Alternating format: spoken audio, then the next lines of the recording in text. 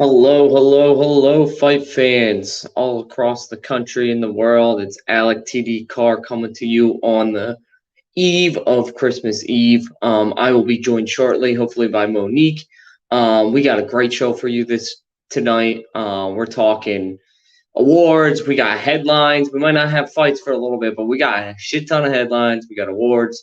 It's our second annual award show, so we will be giving out who we think, in our expert, quote, quote, quote, expert opinion, deserves some awards this year. We're going to be talking about KO of the year, performance of the year, knockout of the year, or fight of the year, sub of the year, pretty much everything. We're going to go over that.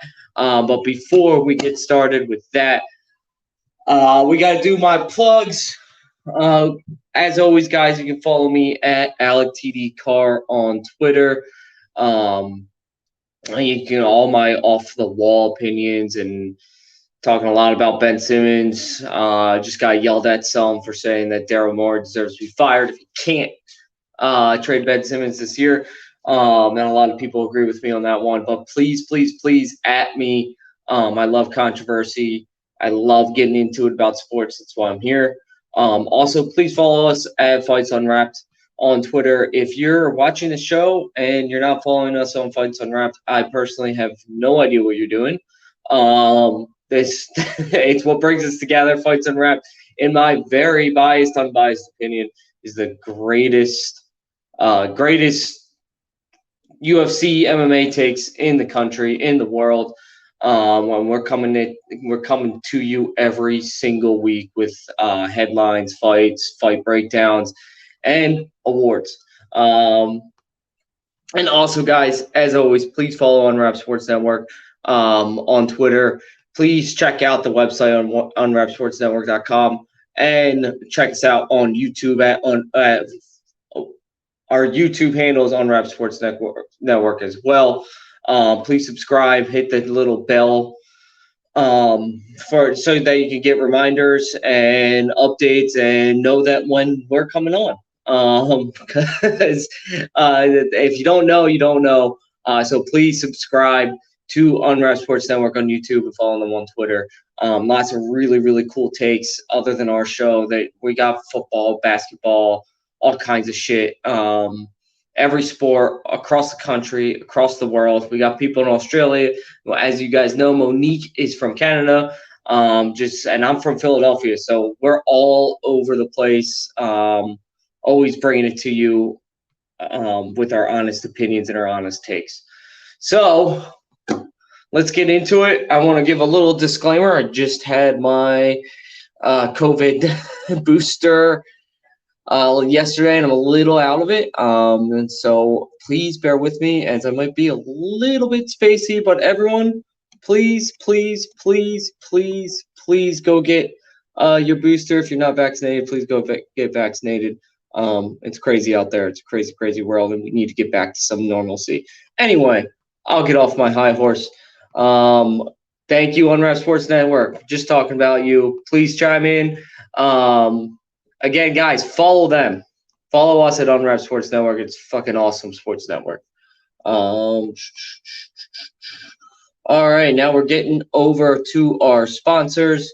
Guys, check out rxhemp.com. If you're anything like me and you're getting older and you're not as spry and you don't stretch as much as you should, but you still want to work out and you still want to be active, check out rxhemp.com.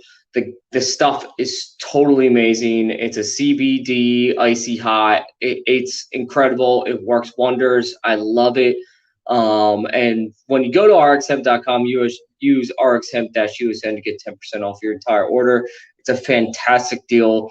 Trust me, you won't regret it. It's great stuff. Carlos Condit, our beloved Carlos Condit, is a sponsor of RX Hemp, and he doesn't put his name to anything if he doesn't believe in it. So please check that out, guys. Also, we don't have fights for a little bit, but please visit. There's all kinds of sports going on. The NBA is going crazy, canceling games with substitute players. The NFL is going strong. please check out mybookie.ag today. Use promo code USN100 for a 100% sign-up bonus. It's a crazy, crazy deal. I know a lot of guys that use this sign-up bonus and ended up earning a lot of money on the Pena fight.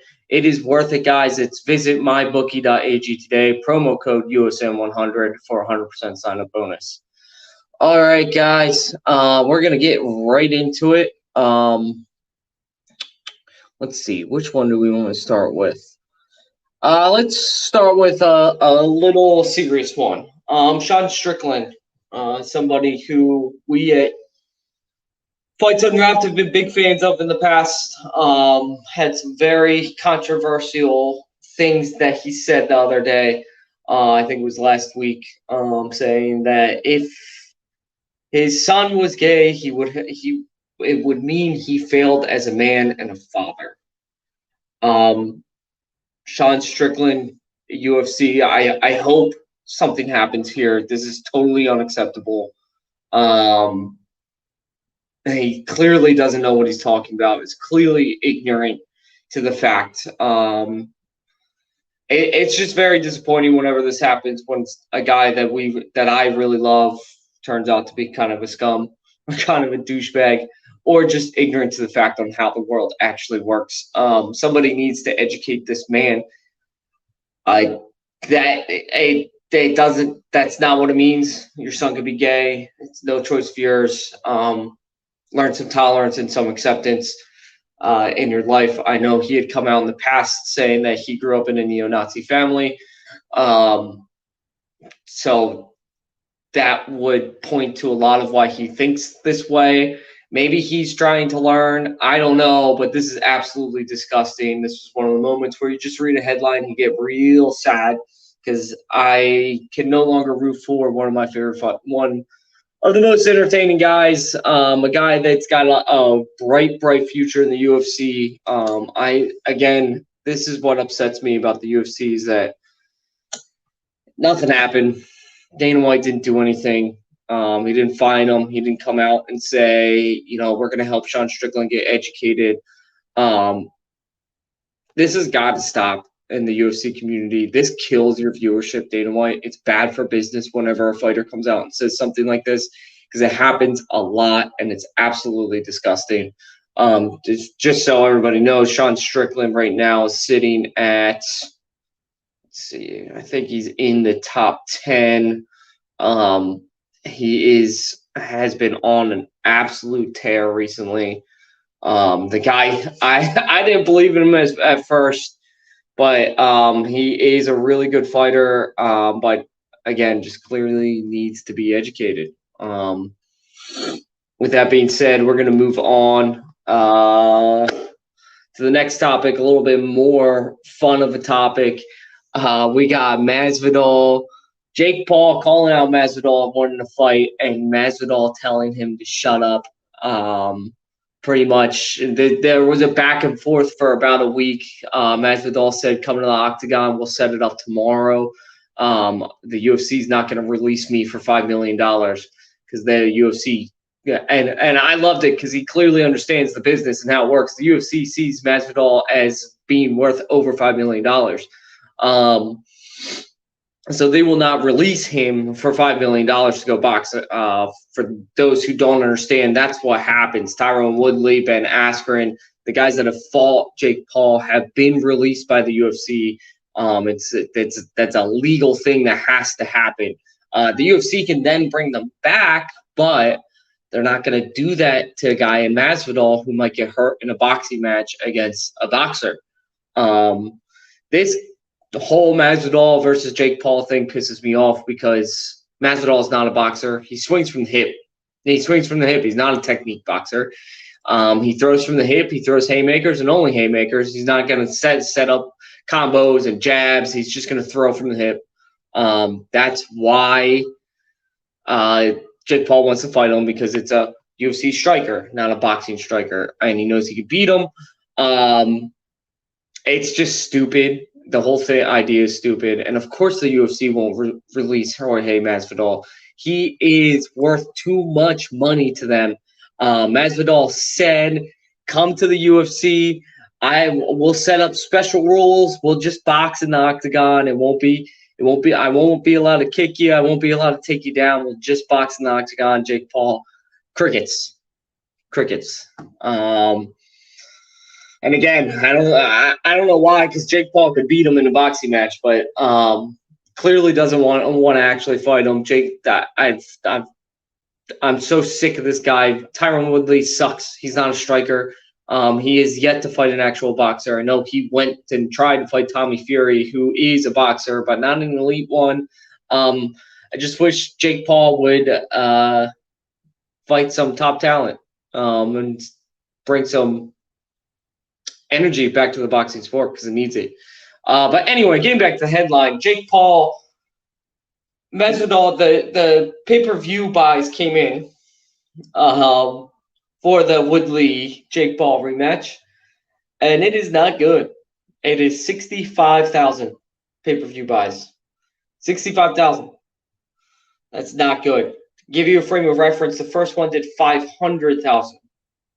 I think the largest UFC pay-per-view buys is over 1 million, I'm pretty sure.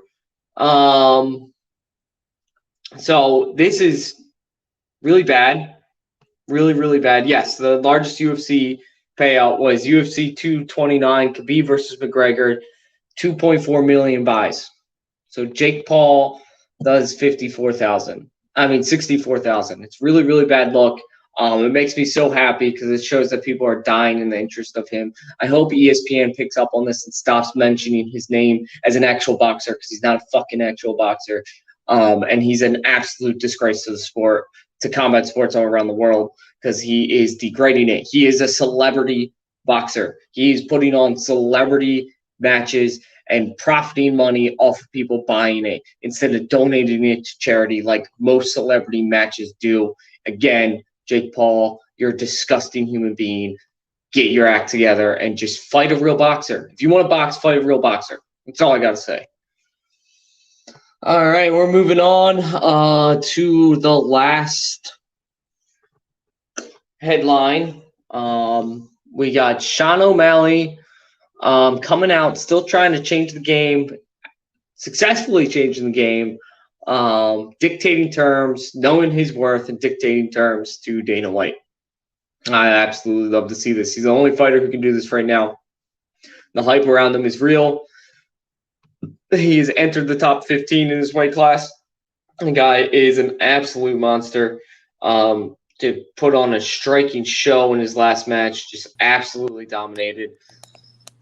Monique! Hey! You made it! Yeah. So, I was just talking about Sugar Sean O'Malley. Just started talking about it.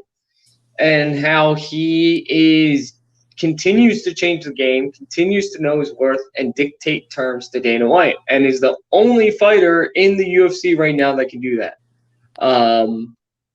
What do you think about his comments saying he won't entertain 5-round fights until he pretty much fights for a belt, is what he said. I know he's getting a lot of flack for it, but I love it. What do you think? Yeah, I love it too. I mean, I think he's a game changer in the industry right now. I think he knows his worth, especially when it comes to pay. Like, we talked about how he talks about getting paid fairly and all that, and getting paid in order to do fights. And I think he should keep encouraging all this stuff, because it's what all fighters should be fighting for, but they're not saying anything, and finally someone's saying something, and Dana's actually listening to him, right? So that's the whole point. Yeah, and it's not like Dana doesn't really have a choice. This guy's a valuable asset. He's a contender right now. He just entered the top 15. I think he's ranked 12th, and he's on his way up. He's one of the best strikers in the entirety of MMA. The guy's pinpoint striker. And his hand speed is absolutely ridiculous. It blows my mind every time I see it. And his wording, I love it. He goes, I don't want to fucking excuse my language, everybody. Not that you don't. If you've watched the show, you should know that I cursed like a sailor. I don't want a fucking 5-round fight. They're gonna give me like an extra $20,000 to fight for another 10 minutes. It's not worth my time. I'm not gonna fucking do that. This is a guy that knows his worth. I love it. He really he doesn't seem that smart when he's interviewing or just his appearance. But this guy knows his worth. He's fine. Either he is extremely smart or his managers are telling him all the right things. He said that he is not going to fight a 5-round fight until he gets a title fight. To those who did give him flack for this, please understand what he's trying to do. He is trying to increase his pay. It's not that he doesn't think he can make it 5 rounds, like some people are saying. It's because you can't pay someone in a combat sport $20,000 extra for an extra 2 rounds. It's absolutely insane. The risk of injury goes way up when you enter the 4th and 5th round. You're gassed, you're tired, especially a guy like him who is just throwing volume punches. I want to give him a round of applause. I think he's doing the absolute right thing, telling Dana pretty much to fuck off and pay me. Dana White already told him he was going. That was great. I've never seen Dana do that. He was asked after his last fight. He goes, "Are you going to pay Sugar Sean O'Malley now?" And he goes, "I guess I got to pay him." I've never seen Dana White so defeated. It was so great. Sugar Sean O'Malley is playing this perfectly. He continues to play it perfectly. And what's more important is he doesn't overdo it. He doesn't overstep his bounds. Saying he's only going to do 3-round fights publicly is something that other fighters have said to Dana White privately. He's just putting Dana on blast. I love it. Keep it up, young man. I tell you what, let's talk about it real quick. Who would you like to see Sugar Sean, since we don't have fights to talk about? Who would you like Sugar Sean to fight next? That's hard for me to say because I've been like really entertaining the whole Dominic Cruz Sugar Sean O'Malley fight. I've been like looking at that just because I feel like it's the right step for him because like especially now that he's in the top 12, he's able to jump leaps and bounds and like fight someone like Dominic Cruz, who's I don't know what ranking he is, but I'm sure it's pretty close to 12. So I think that's the next step for him. Yeah, so Dominic Cruz is ranked 7th. Okay. A lot of people are chirping saying that they wanted a Chito Vera rematch. I wouldn't give a shit about that. Chito Vera, Marlon Vera, in my opinion, is the most overrated fighter in the UFC right now. He's on his way out of the top 15, not to the top. If Sean O'Malley fought him again, he would absolutely annihilate him.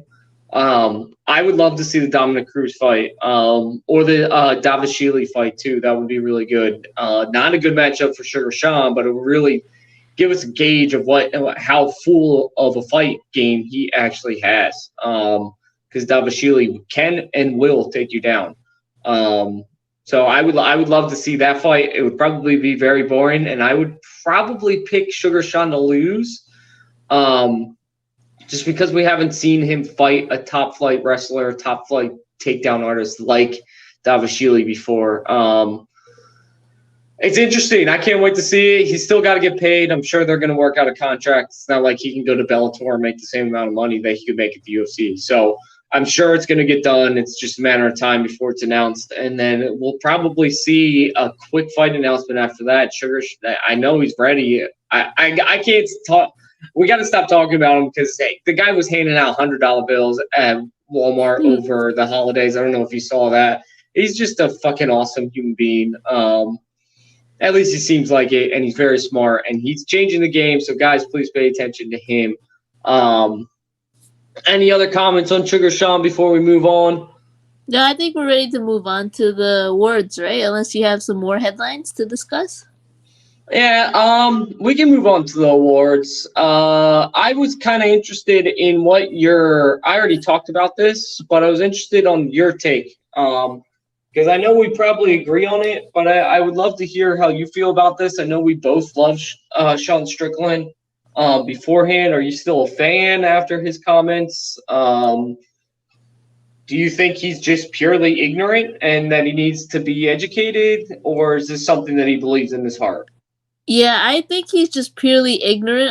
I never really thought he was the smartest fighter or smartest human being going into talking about him. So, I think he's purely ignorant. I think what he said was obviously it took me aback, really, and I wouldn't say I'm like less of a fan, but I definitely think he needs to definitely be educated in the matter, just because you can't say certain things like that, especially nowadays, without getting backlash from the world. And like I don't know if he's experiencing it now, but like I don't know. This is not the first time he's said a few things. Like he said he's had a pass talking about like with white supremacy. He's talked about that and opened up before that. And then like the reason he got out of it was because he was educated. So I feel like with this matter, if he got educated in the matter, he wouldn't say comments like this. But that's just me. That's just what I think. What do you think about the matter? Yeah, I said pretty much the same thing. I don't know if I'll be rooting for him. I have a lot of friends in the LGBTQ community, and so it's a little personal for me. But I again, what disgusts me more than even the comments is the UFC and Dana White not responding whatsoever.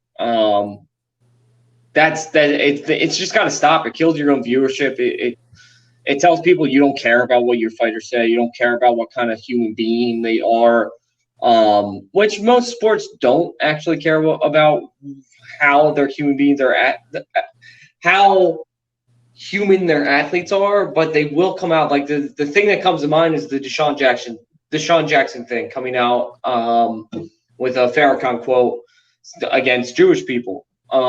He was then immediately educated by the Eagles and the Philadelphia community, and he was required to return back to the team. They were going to cut him if he wasn't willing to do it. I wish the UFC would just do something like that. I know fighters are worth a certain amount of money, and it's a little bit different with NFL athletes because the NFL team's going to make the same amount of money no matter what. But Sean Strickland, I hope you seek education on this, because you wouldn't be a failure as a father if your son was gay. It's not like it's his choice. So please educate yourself. Anyway, we're moving on. We got some exciting awards. And then which one should we start with? I think we'll start with submission of the year. This is one that's kind of close near and dear to your heart because you love watching the submissions. What do you think? Who do you think should be nominated, and who do you think should win? I'm pretty sure the UFC already announced their awards, but they usually get it wrong, so fuck them. Yeah. But I honestly, who I'm looking at is Charles Oliveira versus Poirier because of the pure when it happened, how big of a fight. It was a championship fight. Then we got Woodley, Luque versus Woodley. That was a crazy dart stroke. When Luque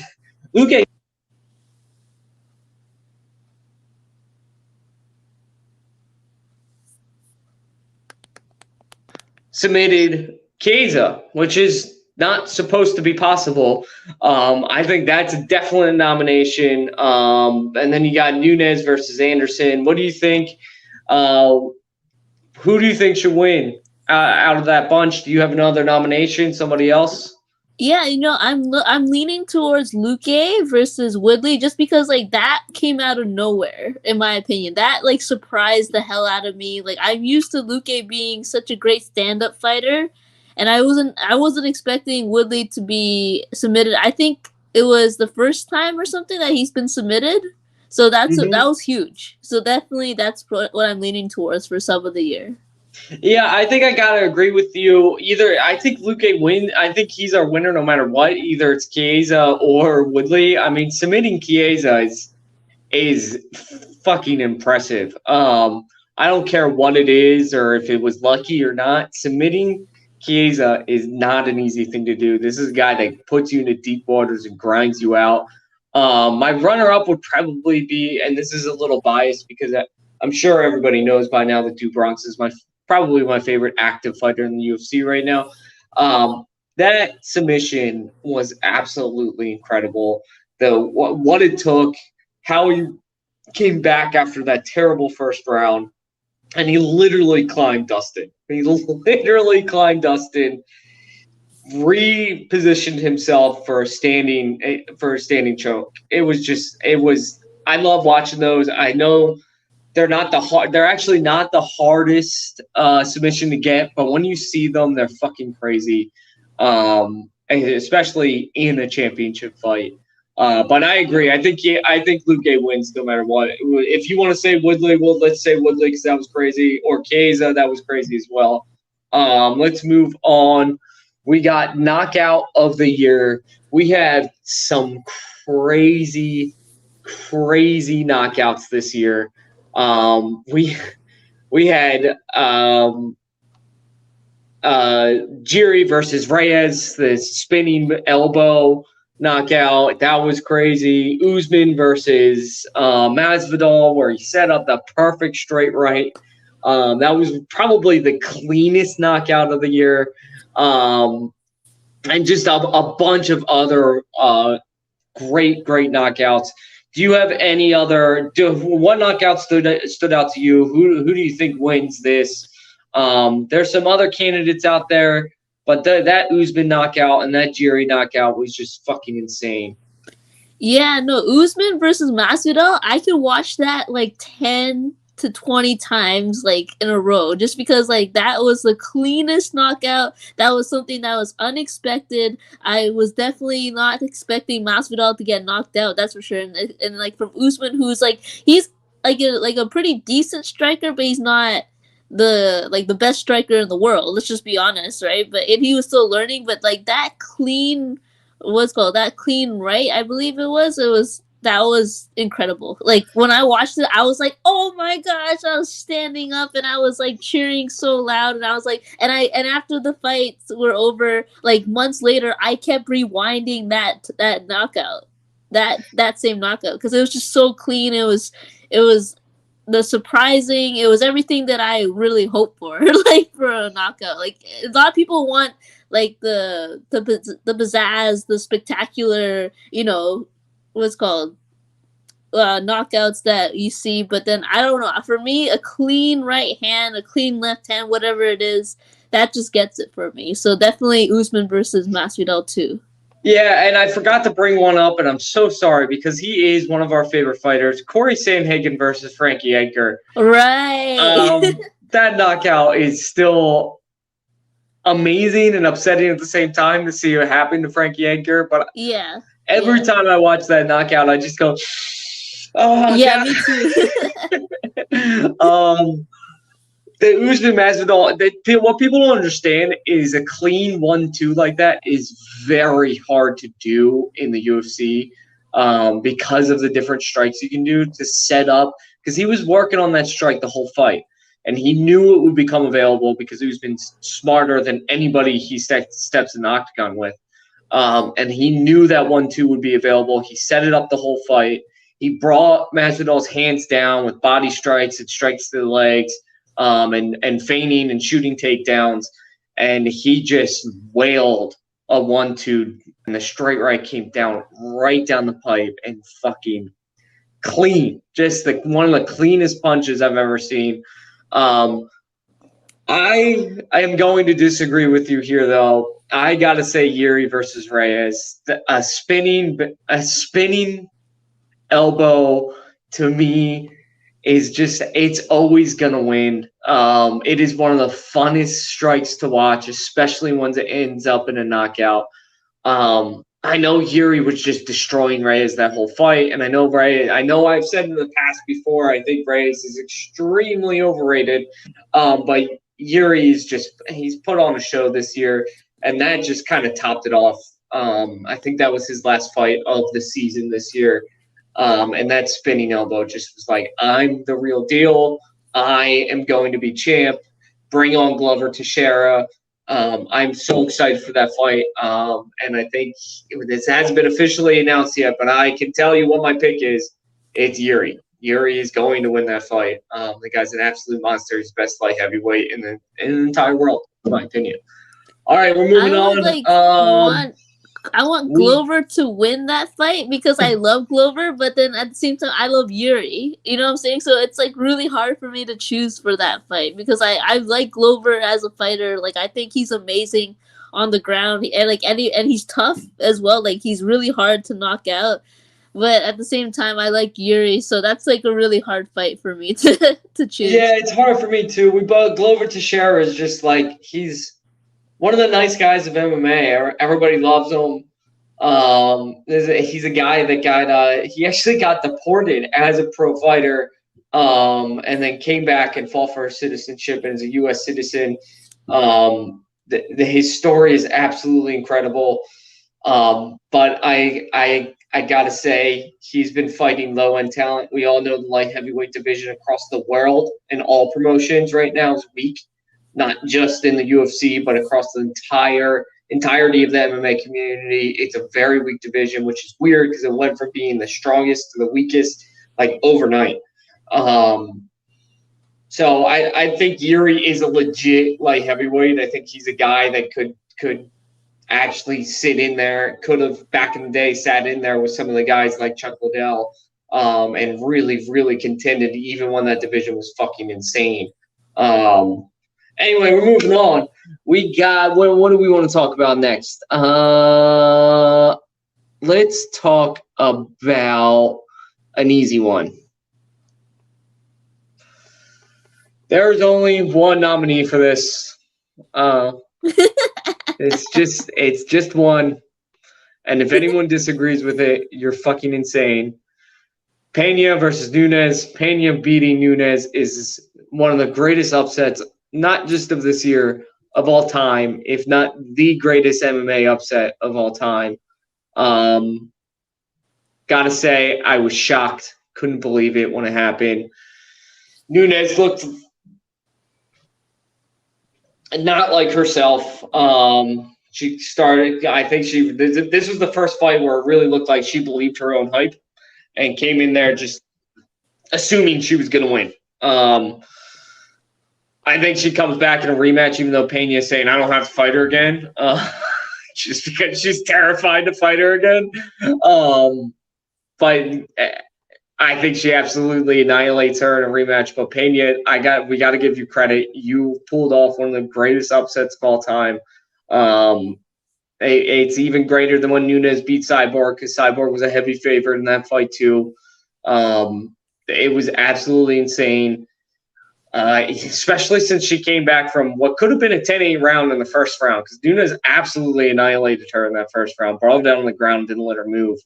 But yeah, that was absolutely insane. What do you think about that? Do you have? I doubt you disagree, but give me your thoughts.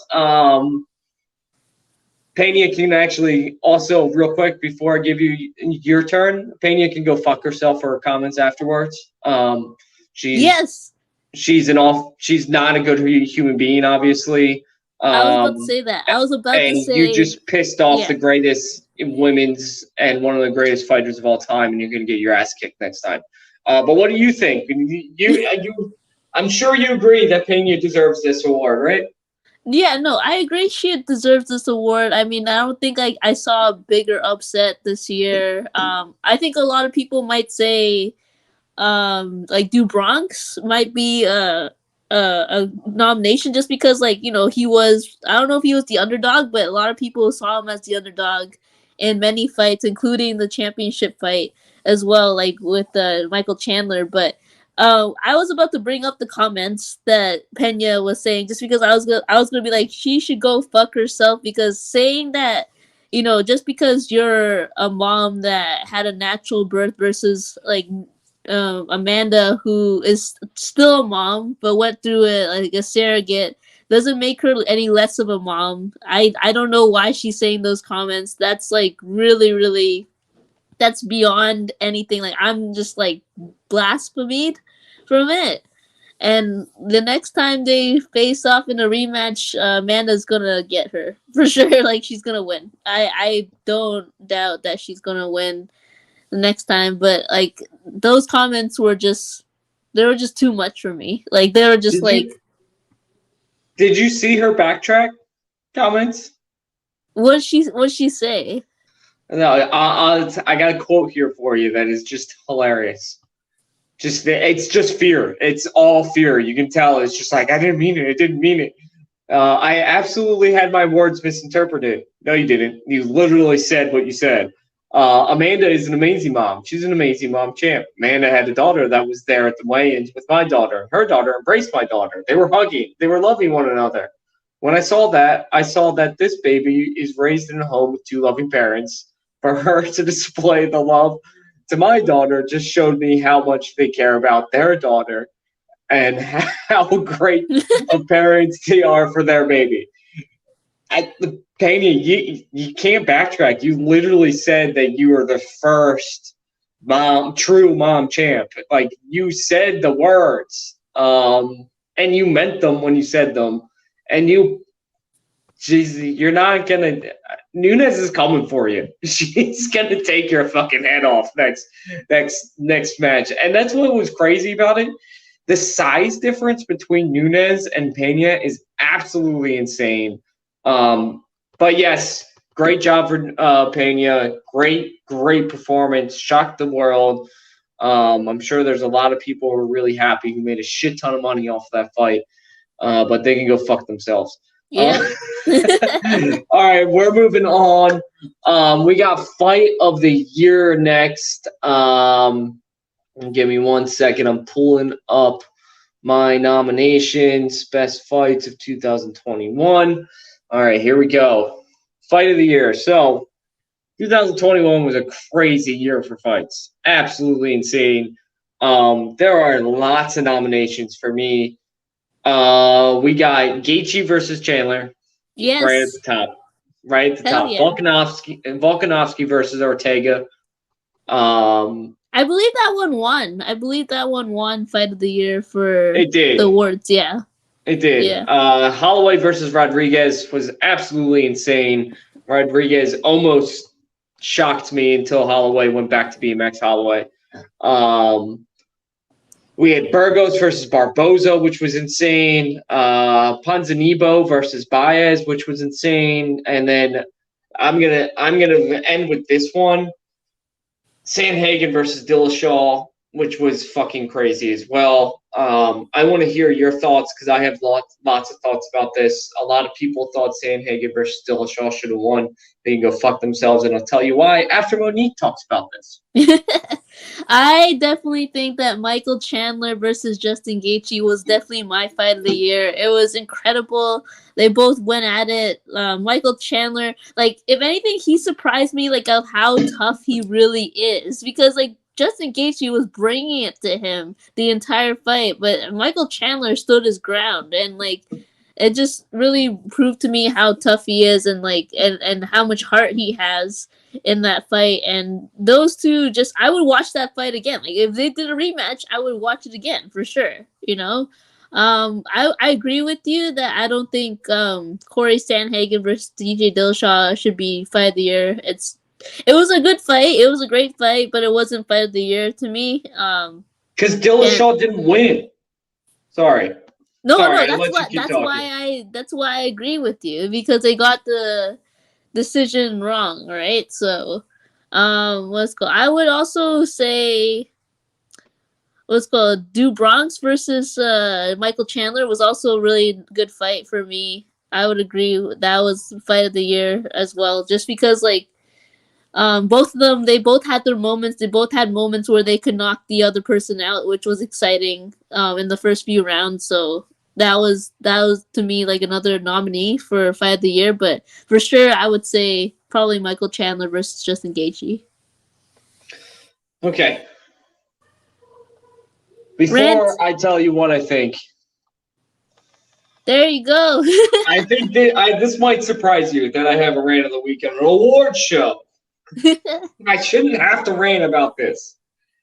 People, who thinks Sandhagen versus Dillashaw should be nominated and should have won, watch the fight again. I don't know what to tell you. Watch the fight again. Sandhagen was absolutely robbed. Dillashaw's still on medical suspension, by the way. He is for another month. He's not allowed to fight.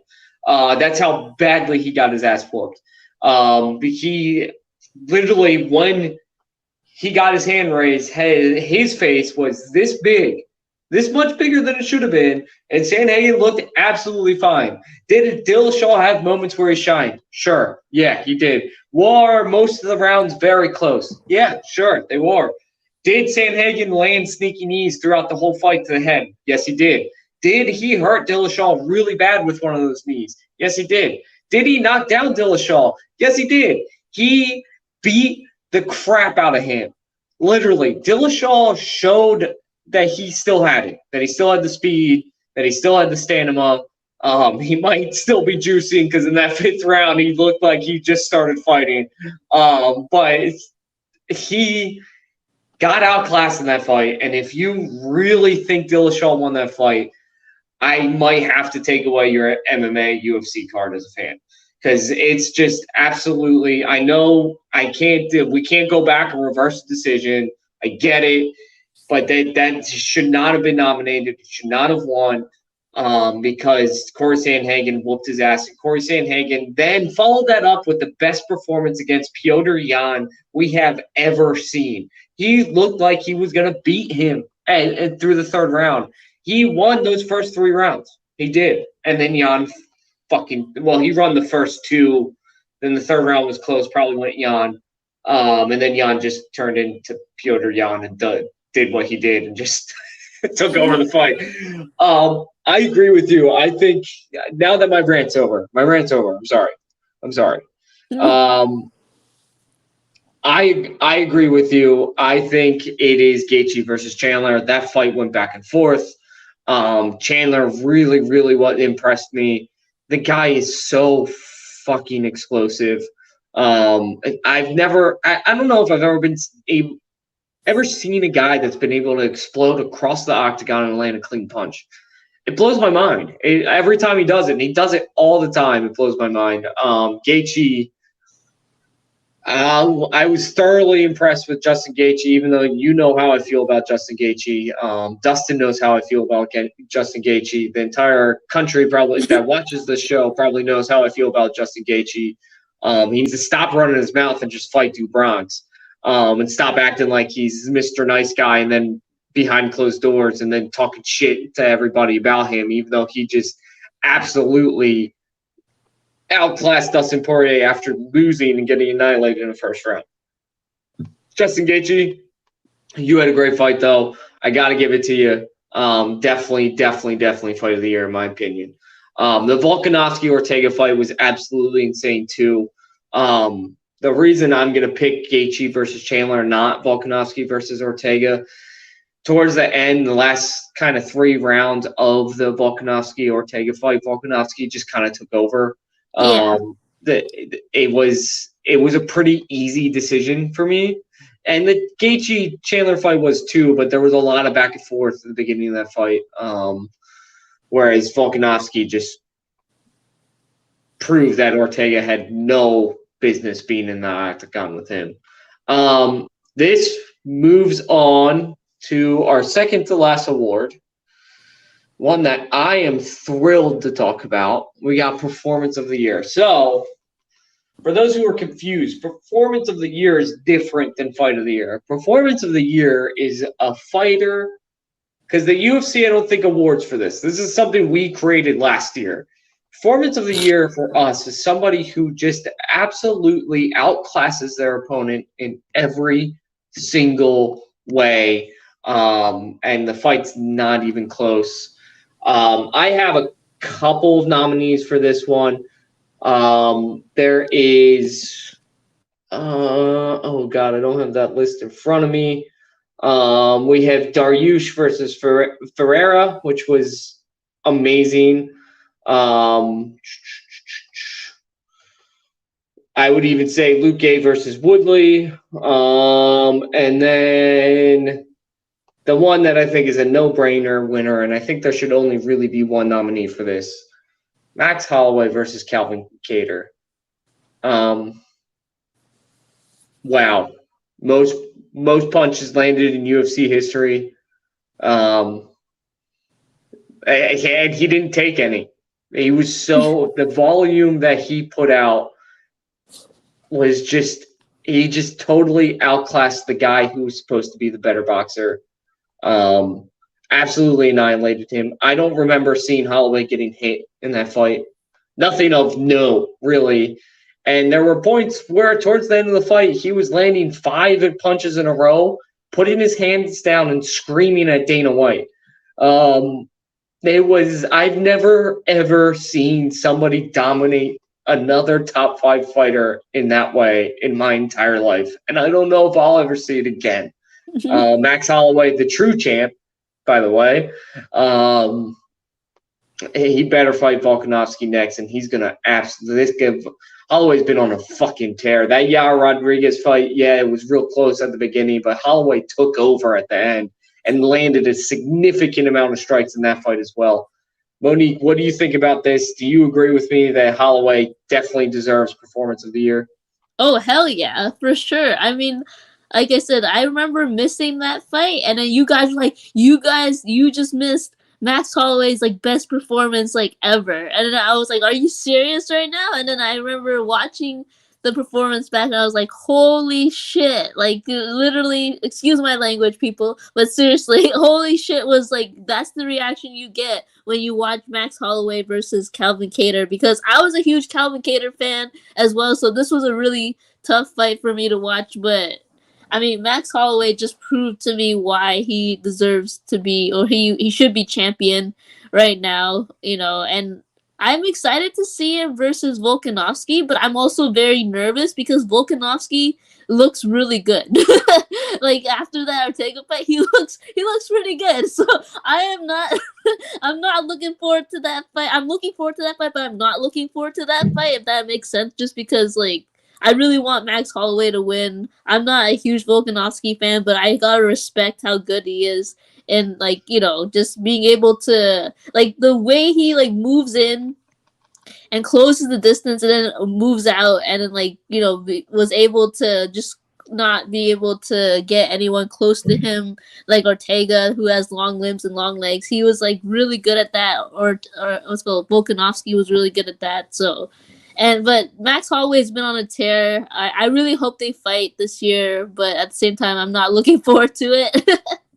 Just because it's going to be a really interesting fight. It's going to be one that I'm looking forward to the most, but also one that I'm terrified for, because I don't want Max Holloway to lose another fight. You know what I'm saying? Yeah, that would be so upsetting if that fight actually happens and he loses again, even though he legitimately won the last fight. Dana White even said in the octagon, people, that Max Holloway won. He went over to Max Holloway and said, "Congratulations."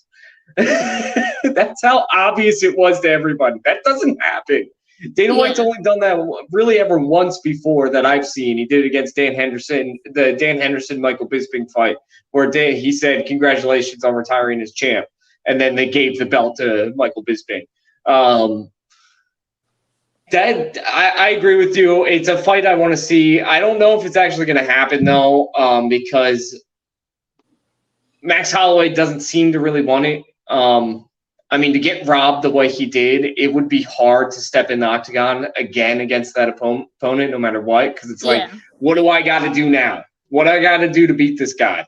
But what gives me confidence in picking Max Holloway in that fight is Volkanovski's still very hesitant to fight him again. Immediately when he was asked about it, whenever he's asked about it, he's like, "Well, we'll see what happens. I don't know. I think these other guys deserve it. I've already beaten him twice." Just spewing out bullshit lines of why he doesn't have to fight the guy that's the most deserving of it in the division. Real quick, I want to talk about the stats of this fight so people can truly understand why there's no debate. This is the Performance of the Year. Max Holloway landed 447 strikes out of 746. That's a 59.9 strike land percentage. He landed, of those 447 strikes, 445 of them were significant strikes. And what the UFC qualifies as a significant strike is landing cleanly. That means he landed out of the 447, almost 100% of his strikes were significant. That is unheard of. It's fucking insane. It's literally unheard of because it's a record. I can't wait to see him in the octagon again. I'm just so excited. That fight was insane. The Yair Rodriguez fight was insane. Max Holloway looks hungry again. That being said, before we move on, because we are getting close to the end of the hour, and we got the most important award to talk about last, I would love to see him fight Conor again. That's all. That's all I'm going to say. Yeah. We don't need to talk about it right now. I just would love to see that fight. I would love to see Conor go back down to featherweight where he belongs, because I think he would dominate that division. But we are moving on. We have – hold on. I got it somewhere. Fighter of the Year. The biggest, most important award, Fighter of the Year. There are lots of candidates for it this year. Last year, there were not. I think we might have picked Usman last year, too. I can't remember. He's going on a bit of a tear here with 2 amazing years in a row. I got to say, Fighter of the Year candidates for me are Usman, Do Bronx, Cyril Gane, Thug Rose, and I think that's it. I think that's all I'm going to go with. I mean, you could say Shevchenko. She defended her belt twice this year. I'll throw Glover Teixeira in there just as a gift to him because he's well deserving of it. He had some very impressive fight. He had a very impressive championship fight this year. What do you think? I'm pretty indecisive about this award. What do you think? Who do you think is the fighter, the Fights Unwrapped Fighter of the Year? Well, it's funny because you're indecisive, but I actually, for me, this was actually really clear to me who the Fighter of the Year is. And for me, it was Do Bronx. I just think that for him, looking at his journey and looking how far he's come to get to this point, and then, to be so impressive with all his wins by submission, going up to the championship fights, and then winning the championship fight via knockout, which is something that we didn't really expect because, like I said, he's a decent striker, but he's not the best striker. In my opinion, him and the Usman, their striking abilities are kind of similar-ish. But Usman is probably less of a striker than Do Bronx is. But I just think that looking at this was his year. This was his year to dominate. This was his year to win the belt. This was his year to show everyone that he's not just a journeyman. He's not a Masvidal. He's here to stay and he's here to dominate as champion, as the new champion of the lightweight division. Something that we were throughout the entire year discussing how complicated the lightweight division was because there's so many up and coming contenders, and there still is, obviously, but now there's a clear champion, there's a clear number one, who we think is the best lightweight in the world right now. So I just think that it was a clear decision for me why he's Fighter of the Year. Yeah, I go back and forth between my top 3, which is Do Bronx, Usman, and Cyril Gane. Usman is just an obvious nomination. He won the UFC's. He defended his belt 3 times this year in impressive fashions. Now, one of those was a short. The reason I can't give it to him, one of those was a short turnaround to Jorge Masvidal, who was clearly unprepared and had to cut 20 pounds in 24 hours. I'm sorry. I know a win's a win, but that's definitely got an asterisk next to it for me. I know it's absolutely insane what he's done. He is legitimately putting in his name right next to GSP as the greatest welterweight of all time. I still have GSP above him, but this guy doesn't lose his belt for another 2 years. I mean, it would be hard to say that GSP was better than him, in my opinion. Dude Bronx, I totally understand what you're saying. He dominated the lightweight division. He's on a 10-fight win streak now, beating guys like Dustin Poirier, who people counted him out against. Beating guys like Michael Chandler, who, again, people doubted him against. Beating guys like Tony Ferguson, who people thought that Tony Ferguson was going to kill him in that fight, and he absolutely annihilates Tony Ferguson. He is definitely. This is why it's tough for me. He dominated probably one of the best divisions, if not the best division in all of MMA right now, which is the UFC lightweight division. My issue is Islam Makhachev might be better, and I think he is better. And I think he's going to win the belt eventually. I think Do Bronx beats Justin Gaethje pretty easily and then loses to Islam. I think that's how it's going to go. But I'm going to go off the rails with this one a little bit. I'm going to give it to my guy, Ciryl Gane. This is a guy that has not been fighting for that long. Seriously, about 4 years he's been fighting. People had doubted him going into every fight. I even doubted him going into fights, and I'm a huge fan. I'm probably the biggest Gane fan out there. And he just keeps winning. And he keeps winning in very impressive ways. Beating Alexander Volkov, easily beating Volkov. When I picked Volkov in that fight, I did too. I remember absolutely annihilating Derek Lewis. This guy, he has not lost since entering the UFC. He has never lost, period.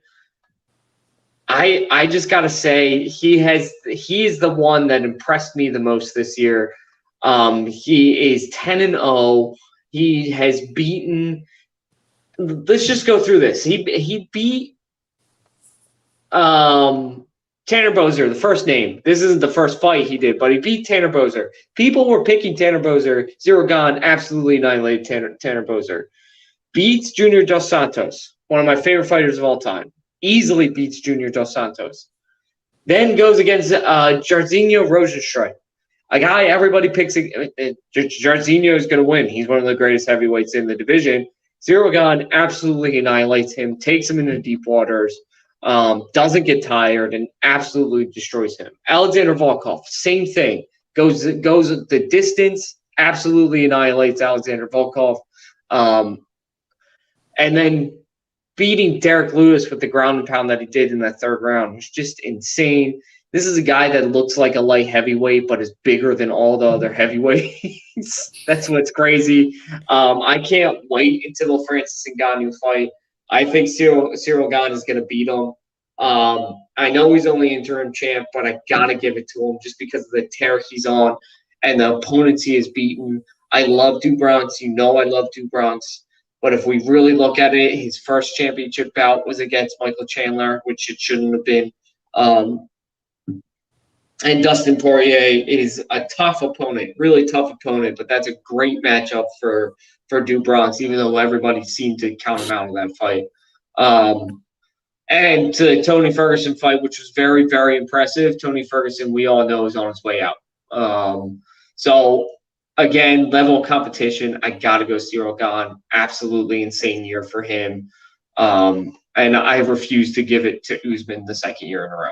Yeah, no, I hope Ciryl Gane wins against Francis Ngannou. I don't know who is gonna win that fight. I haven't really looked into it yet, but I really do hope that Ciryl Gane wins. Just because I really like him too. I think he is so underrated. like a lot of people don't really like know about him. They just like starting to know about him just because he's like an interim champ right now. But I really He's hope he one, wins. So he's one of the highest level kickboxers we've ever seen in the UFC, especially at heavyweight.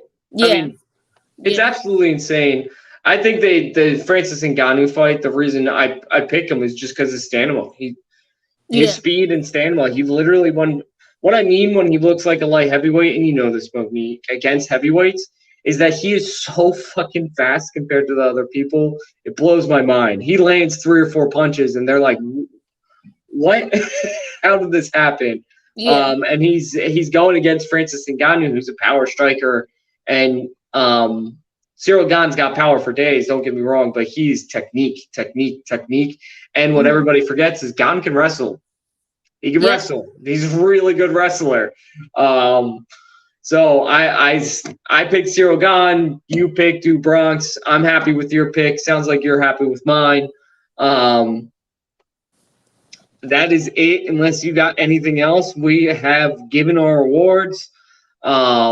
It was a great year this year. I'm looking forward to 2022. There's so much intrigue about 2022. When will Conor come back? Who will it be against? What weight class? Gane versus Ngannou. When will Stipe come back? Holloway versus Volkanovski that we talked about earlier. All kinds of crazy fights. The continued rise of Islam. Like that, there is so much to be excited for the UFC in 2022. I can't wait to tune in. I can't wait to see it. I know, Monique, you're probably just as excited as I am. And this break of fights is killing me. I need a card, Monique. I need a card. I know.